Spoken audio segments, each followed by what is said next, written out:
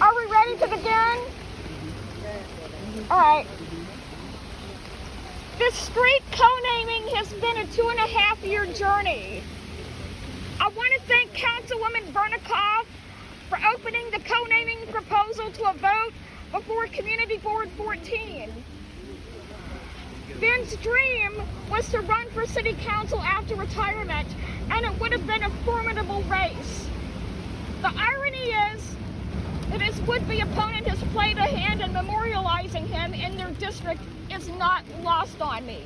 But I'm very grateful, and I want to thank the Councilwoman's office, particularly her legislative director, Troy Olson, who's working on the sign as we speak, and coordinating this event, as well as Community Board 14.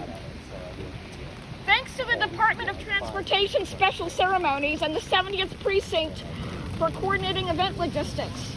Thanks to Anthony Beckford for testifying on Ben's behalf at the Community Board meeting. And thank you to TWU Local 100 for their help in getting the word out. And all my friends and Ben's friends for being here today. I especially want to thank Martin Samoila, who's around here somewhere, for initiating this co-naming proposal and for collaborating with me on this and working through red tape to get this done. As a 48th district constituent, he did things that I couldn't. And to all this I'll add, I want to thank everyone who took proactive measures to help Ben get convalescent plasma when he was fighting for his life.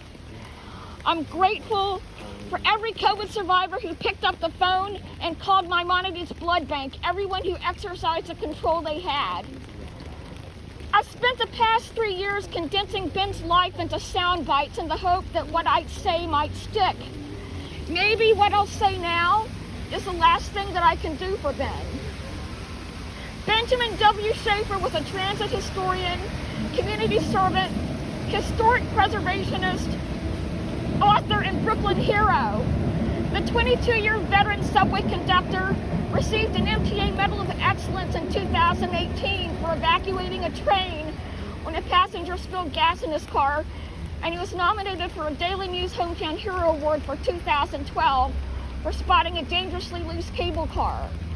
He was a treasurer of the 70th Police Precinct Community Council and a retired auxiliary sergeant of 28 years. He was a shop steward and eventual Vice Chair of TWU Local 100. If you ride the subway, you have benefited from Ben's knowledge and advocacy, whether you know it or not. He was one of the foremost historians of rail marine freight operations in New York City, as well as New York City transit operations. He served on Transit Advisory Committee for Brooklyn Borough President Howard Golden. He was a photographer and author. He documented New York railways and barges of New York for over 40 years. He preserved historic trains and subway memorabilia, and he gave his time, resources, and knowledge to numerous museums and transit organizations. Ben designed a South Brooklyn Railway logo design.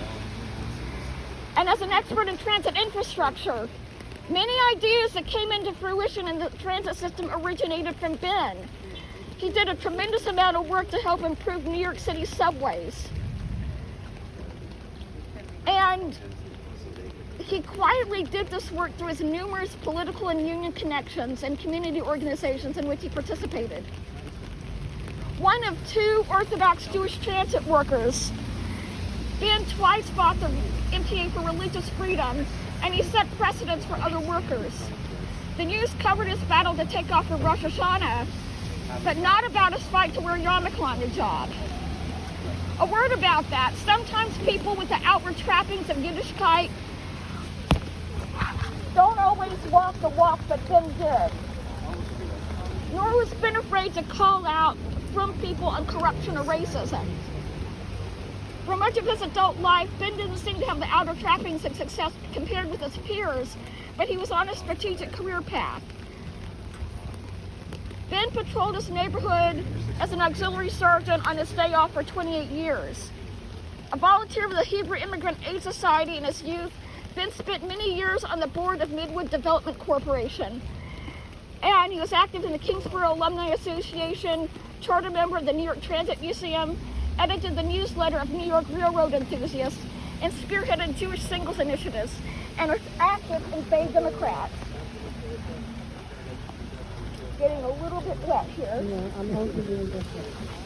On leaving conductor duty at the time of the spring 2020 lockdown, Oh, fine, thanks. Ben returned to work because numerous co-workers were getting sick.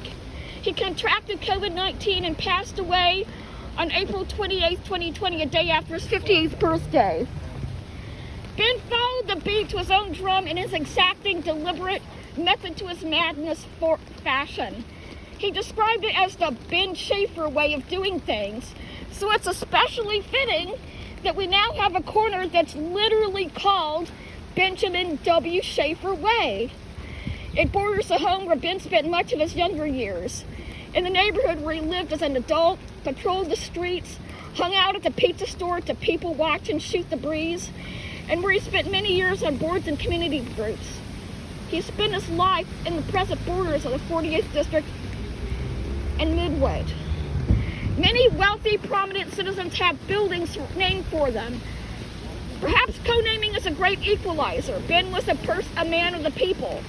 And while it's not the purpose of the co-naming, this event here does serve to relieve much of my anguish over the past 3 years of not being able to say goodbye to Ben, or knowing what was going on at the hospital, trying what I could to do for him from afar to get convalescent plasma, and him not being able to communicate.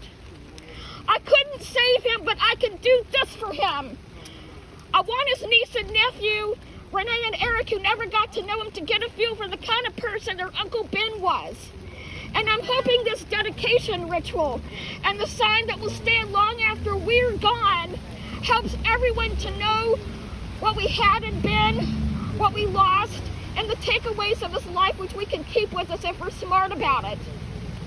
One takeaway I want all of us in this neighborhood to know is that even if you feel like a square peg in the Jewish community or frum community or any other community, if you have a bad yeshiva experience or day school experience, that doesn't define you forever. You can still do many important things and many mitzvahs. And another takeaway, don't underestimate the importance of historians. But for Ben, his wealth of knowledge wasn't proprietary. It wasn't something to hoard or keep under lock and key or guard with a password. Ben wanted people to benefit from what he learned. So may we all. Thank you for being here and for spending part of your day on Benjamin W. Schaeffer Way. Yay.